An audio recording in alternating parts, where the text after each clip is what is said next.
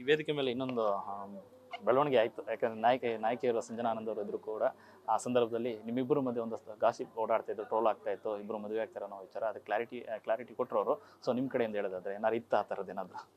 ಖಂಡಿತವಾಗ್ಲೂ ಏನಿಲ್ಲ, ಅದೊಂದು ಡ್ಯಾಶ್ ಸಾಂಗ್ದು ಪೋಸ್ಟರ್ ಇಟ್ಕೊಂಡ್ಬಿಟ್ಟು ನಮ್ಮಿಬ್ರದ್ದು ಎಂಗೇಜ್ಮೆಂಟ್ ಆಗಿದೆ ಅಂತ ಹೇಳಿದ್ರು. ಅದಾದಮೇಲೆ ಎಲ್ಲಿ ನಾವಿಬ್ಬರು ರಿಸೆಪ್ಷನಿಗೆ ನಿಂತಂಗೆ ಒಂದು ಎಲ್ಲಿ ಇಮೇಜ್ ರಿಸೆಪ್ಷನ್ ಆಗೋಯ್ತು ಅಂತಲೂ ಕ್ರಿಯೇಟ್ ಮಾಡಿದ್ರು.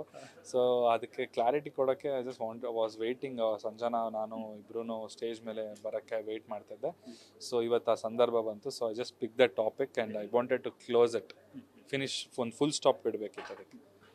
ಚಂದನ್ ಅವ್ರ ಮನಸ್ಸಲ್ಲಿ ಏನಾರು ಇದೆಯಾ ಈ ವರ್ಷ ಮದುವೆ ಆಗಬೇಕು ಅಂತ ಅಂದ್ಬಿಟ್ಟು? ಏನಾದ್ರು ಪ್ಲಾನ್ಸ್ ಇದೆಯಾ, ನಡೀತಾ ಇದೆಯಾ, ಮನೆ ಕಡೆಯಿಂದ ಏನಾದ್ರು ಒತ್ತಡ ಇದೆಯಾ ಹಾಗೆ ಅಂತ? ಇಲ್ಲ ಅಣ್ಣ, ಸದ್ಯಕ್ಕೆ ಯಾವ ಪ್ಲ್ಯಾನ್ಸ್ ಇಲ್ಲ. ಸೊ ಕರಿಯರ್ ಮೇಲೆ ಕಾನ್ಸಂಟ್ರೇಟ್ ಮಾಡ್ತಾ ಇದ್ದೀನಿ. ನನ್ನ ಫ್ಯೂಚರ್ ಗೋಲ್ಸು, ನನ್ನ ನೆಕ್ಸ್ಟ್ ಮ್ಯೂಸಿಕ್ ವೀಡಿಯೋ ಮೇಲೆ ಕಾನ್ಸಂಟ್ರೇಟ್ ಮಾಡ್ತಾ ಇದ್ದೀನಿ. ಸೊ ಹಾಗಾಗಿ ಯಾವುದೇ ಡಿಸ್ಟ್ರಾಕ್ಷನ್ ಬೇಡ ಅಂತ ಅಂದ್ಬಿಟ್ಟು I am just focused. Body ಒಂದು ಕಡೆ ಸೂತ್ರಧಾರಿ, ಮತ್ತೊಂದು ಕಡೆ ಎಲ್ಲರ ಕಾಲ ಎಳಿತ ಕಾಲ. ಇದಾದ್ಮೇಲೆ ಈ ಲುಕ್ ಎಲ್ಲ ನೋಡ್ತಾ ಇದ್ರೆ ಏನೋ ದೊಡ್ಡದೊಂದು ಏನೋ ನಡೀತಾ ಇದೆ ಅಂತ ಅನಿಸ್ತಾ ಇದೆ ಸಿನಿಮಾ ವಿಚಾರದಲ್ಲಿ. ಯಾವ್ದಾದ್ರು ಸಿನಿಮಾ ಬೇರೆ ಕಥೆಗಳು ಕೇಳಿದ್ರೆ ಒಪ್ಪಿದ್ದೀರಾ? ಇಲ್ಲ, ಸಿನಿಮಾ ಯಾವುದು ಕತೆ ಕೇಳ್ತಾ ಇಲ್ಲ ನನಗೆ. ಯಾಕಂದರೆ ಫಸ್ಟ್ ಇದು ರಿಲೀಸ್ ಆಗಬೇಕು. ಸೂತ್ರಧಾರಿ ರಿಲೀಸ್ ಆಗಿ ನನ್ನ ಕೆಪಾಸಿಟಿ, ನನ್ನ ಕೇಪಬಿಲಿಟಿ, ಜನಕ್ಕೆ ನಾನು ಇಷ್ಟ ಆದ್ನ ಇಲ್ವೋ ತಿಳ್ಕೊಂಡು then I want to take a further step. Otherwise ನಾನು ನನ್ನ ಮ್ಯೂಸಿಕ್ ವಿಡಿಯೋ ಅಷ್ಟೇ ಸಾಕು ಅಂತ ಅಂದ್ಕೊಂಡಿದ್ದೀನಿ.